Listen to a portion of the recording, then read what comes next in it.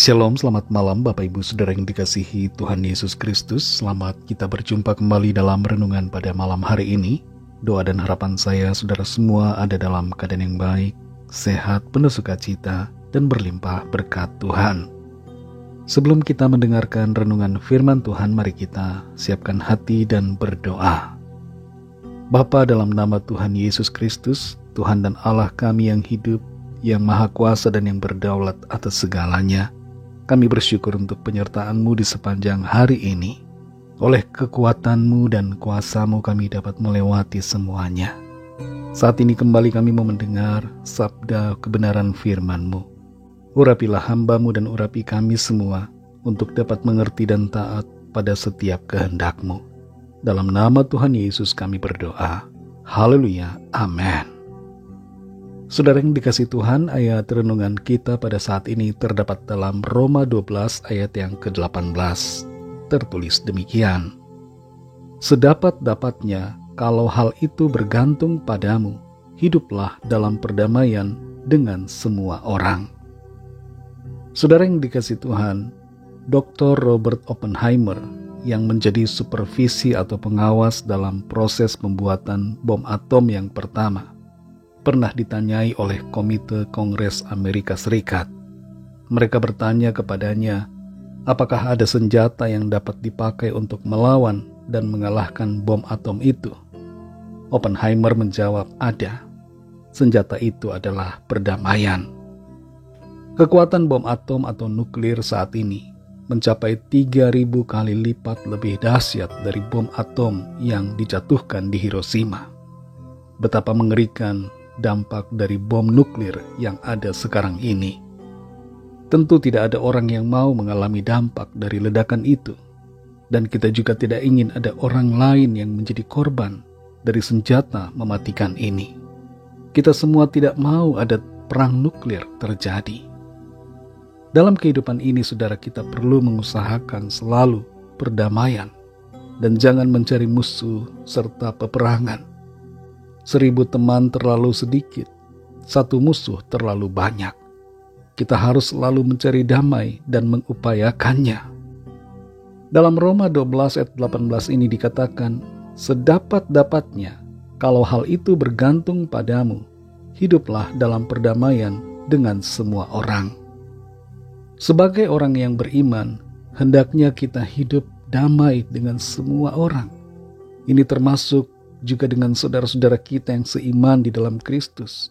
Meskipun beda denominasi, meskipun berbeda doktrin atau gereja, kita harus hidup rukun dan damai. Dan kita juga harus hidup damai dengan orang-orang lain yang tidak seiman dengan kita. Pesan dari ayat ini adalah jangan biarkan diri kita menjadi penyebab hubungan yang tidak damai dengan orang lain. Di dunia ini ada banyak orang yang punya kecenderungan untuk memusuhi dan tidak ingin hidup dalam damai. Tapi bagaimanapun juga, dimanapun kita berada, kita harus mengupayakannya. Apalagi bila kita punya otoritas untuk menentukan, usahakanlah selalu untuk berdamai. Ada pernyataan di sini dalam ayat ini yang perlu jadi perhatian kita, yaitu kalimat yang menyatakan, kalau hal itu bergantung padamu. Perintah dalam ayat ini menyadari bahwa konflik terkadang tidak dapat dihindari. Akan ada saja orang-orang yang tidak tertarik untuk berdamai dengan kita.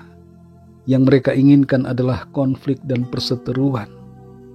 Apa yang harus kita lakukan dalam keadaan seperti itu? Kita perlu melakukan usaha untuk berdamai. Menjaga perdamaian terkadang mengharuskan kita untuk bersedia mengalah, meminta maaf dan merendahkan diri. Namun itu bukan berarti bahwa kita kompromi dengan dosa atau ketidakbenaran. Kita harus tetap menjunjung tinggi kebenaran dan berpegang pada firman Tuhan. Saudara yang dikasihi Tuhan, usahakanlah selalu perdamaian, dimulai dalam lingkungan terkecil kita, yaitu dalam keluarga kita, dalam komunitas di mana kita berada. Berdamailah dengan suami, dengan istri, dengan anak-anak. Berdamailah dengan orang tua kita, dengan saudara-saudara kita, kakak adik kita. Kalaupun orang yang lain tidak mau berdamai, yang terpenting dari diri kita, selalu mau berdamai dan tidak memusuhi. Ingatlah bahwa Tuhan Yesus datang ke Yerusalem dengan menaiki keledai, bukan kuda, sebagai tanda bahwa Ia adalah Raja Damai. Dan kita sebagai orang-orang yang percaya kepadanya harus mengikuti teladannya untuk selalu berdamai.